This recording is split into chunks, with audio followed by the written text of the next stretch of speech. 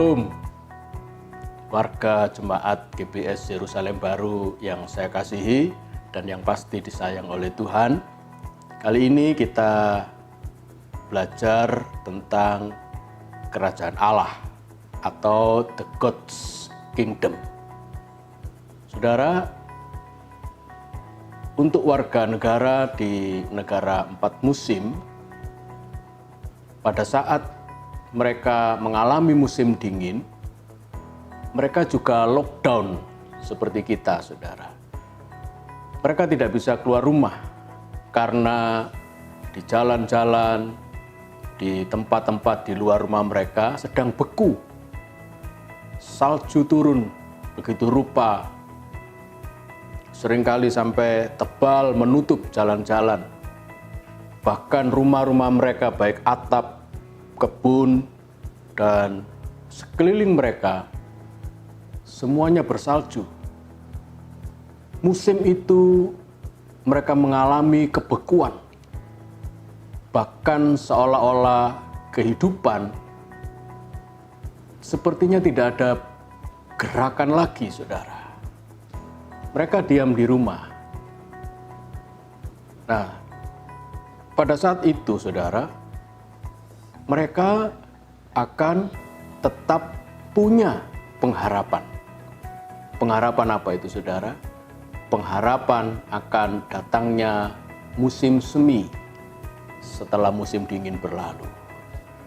Saudara, ketika musim semi itu tiba, kehidupan mulai bergerak kembali. Tumbuh-tumbuhan, bunga-bunga bermekaran. Matahari mulai bersinar, mengganti musim dingin yang beku tadi.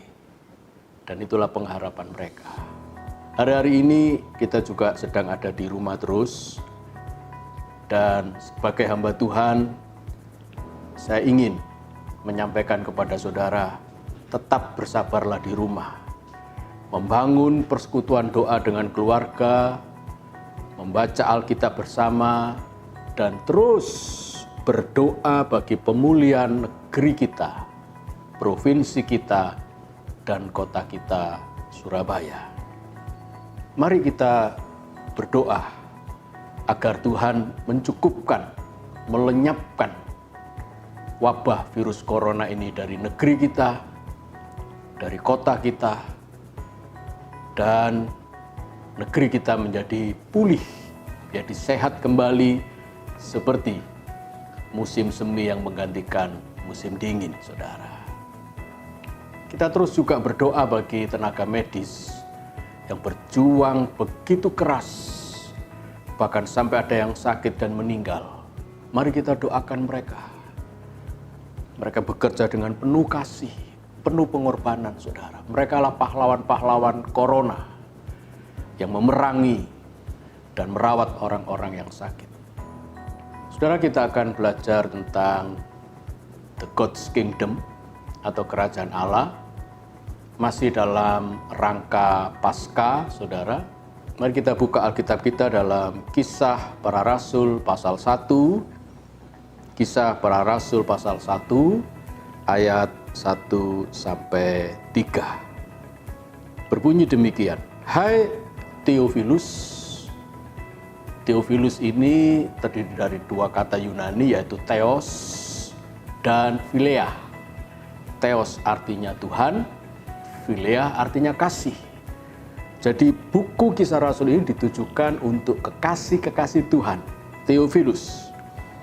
Dalam bukuku yang pertama, aku menulis tentang segala sesuatu yang dikerjakan dan diajarkan Yesus.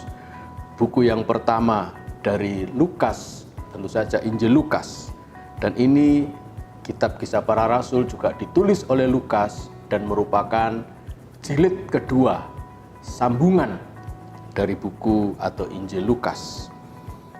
Ayat 2, sampai pada hari Yesus terangkat. Sebelum itu, Yesus telah memberi perintahnya oleh Roh Kudus kepada rasul-rasul yang dipilihnya. Kepada mereka, ia menunjukkan dirinya setelah penderitaannya selesai. Dan dengan banyak tanda, ia membuktikan bahwa ia hidup. Sebab selama 40 hari, ia berulang-ulang menampakkan diri dan berbicara kepada mereka tentang kerajaan Allah atau the God's Kingdom. Luar biasa, saudara. Lukas menulis 2 buku. Yang kita baca ini adalah bukunya yang kedua. Dan dari buku yang pertama menuju kepada buku yang kedua, ada bridge yang menjembatani kedua bukunya. Apa jembatannya itu, saudara?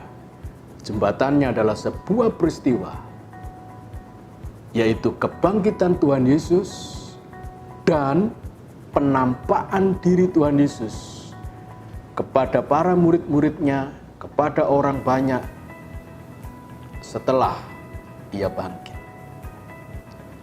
Ayat yang ketiga di dalam versi Alkitab The Message, saya akan bacakan untuk saudara. After his death, setelah kematiannya, he presented himself alive. Ia menunjukkan dirinya hidup to them, kepada mereka, in many different settings. Luar biasa.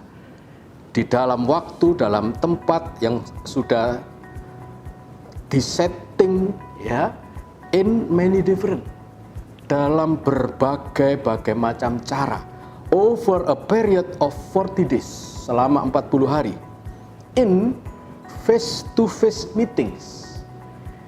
Jadi penampakan diri Yesus setelah dia bangkit itu face to face. Jadi mereka bisa melihat wajah Yesus, bahkan bisa meraba seperti Thomas yang meraba lengan Yesus yang pernah dipaku, berlubang, meraba lambungnya, dan seterusnya. Jadi in face to face meetings, he talks to them about, dia berbicara kepada mereka tentang things, segala sesuatu concerning the kingdom of God, yang bertema tentang kerajaan Allah. Haleluya. Inilah bridge yang menjembatani buku yang pertama dengan bukunya Lukas yang kedua, yaitu kitab Kisah Para Rasul. Saudara, dalam Injil Lukas sebagai buku yang pertama, tadi disebutkan bahwa apa yang dikerjakan Yesus, apa yang diajarkan Yesus sampai dia terangkat ke surga, itu ditulis di dalam Injil Lukas. Tetapi kitab Kisah Para Rasul melanjutkan apa yang diajarkan, apa yang dikerjakan oleh Yesus, dan sampai dia terangkat ke surga.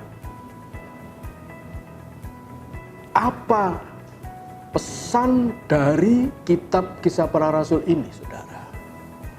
Pesan daripada kitab Kisah Para Rasul ini yaitu bagaimana kerajaan Allah yang diajarkan berulang-ulang menjadi tema ketika Yesus menampakkan diri kepada para muridnya face to face dalam berbagai kesempatan, dalam berbagai tempat, dalam berbagai cara, in many different.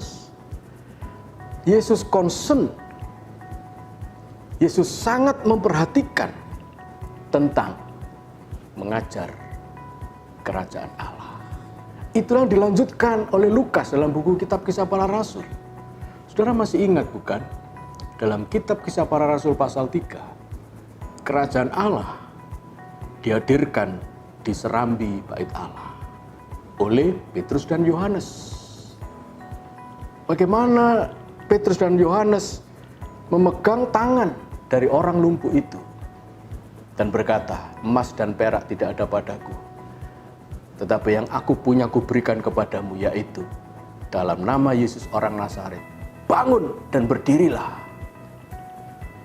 Oleh kuasa kerajaan, orang lumpuh itu berdiri dan berjalan, bahkan melompat-lompat masuk dalam bait Allah dan memuji-muji Allah. Kerajaan Allah dihadirkan di rumah-rumah. Saudara masih ingat Cornelius, perwira Romawi yang setia beribadah kepada Tuhan. Tuhan Yesus sendiri mengutus Petrus supaya datang ke rumah Cornelius. Untuk apa? Menghadirkan kerajaan Allah di rumah itu. Mereka semua bertobat dan minta dibaptis menjadi pengikut Yesus.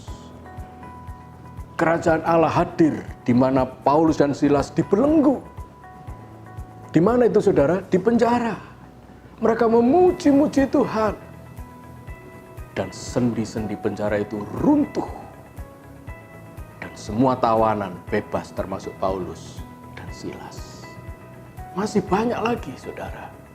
Tema-tema kerajaan Allah yang dihadirkan di pasar-pasar. Di mana bayangan rasul-rasul itu ketika menyentuh orang-orang sakit itu sembuh. Kerajaan Allah dihadirkan melalui sapu tangan. Ketika sapu tangan itu dibawa kepada orang sakit dan mereka juga sembuh, saudara.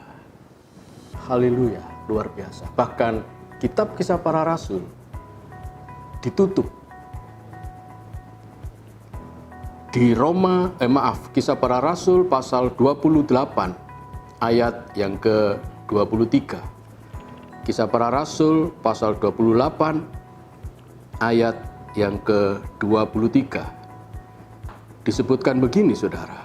Kisah Para Rasul 28 ayat 23.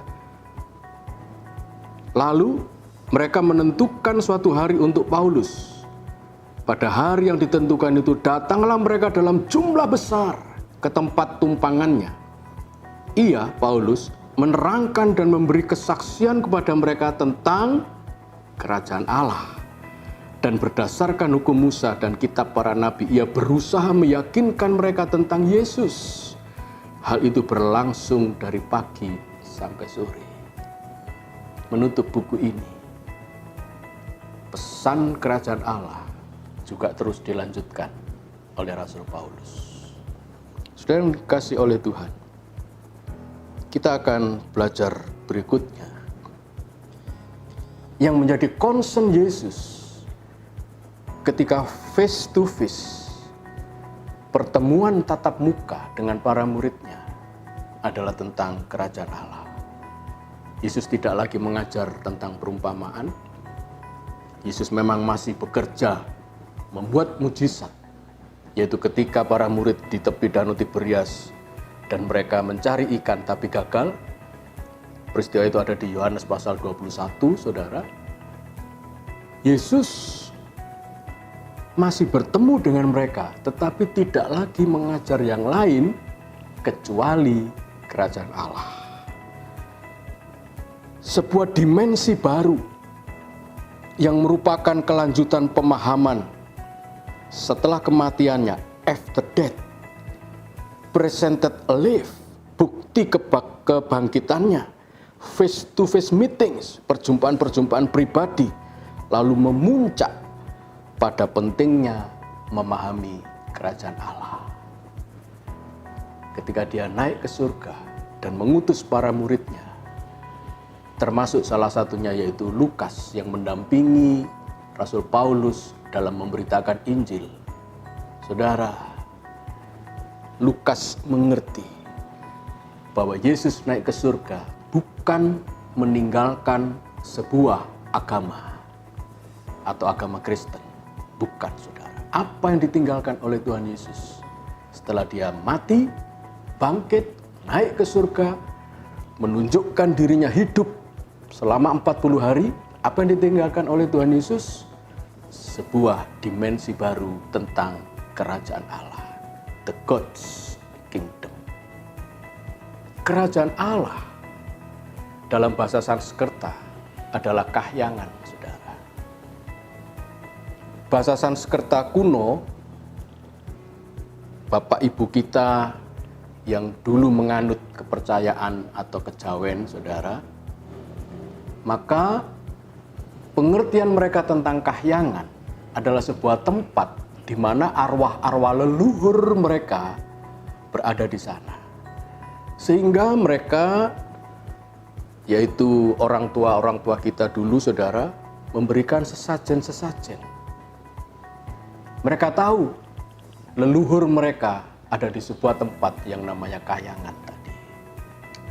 Bahasa Sanskerta itu berkembang, saudara, bahwa Kahyangan bukan lagi tempat para leluhur dari mereka, tetapi adalah tempat para dewa. Apakah Kahyangan itu adalah tempat leluhur mereka atau tempat dewa-dewa? Yang jelas, mereka tidak akan pernah bisa pergi ke Kahyangan, saudara, sebelum mereka mati.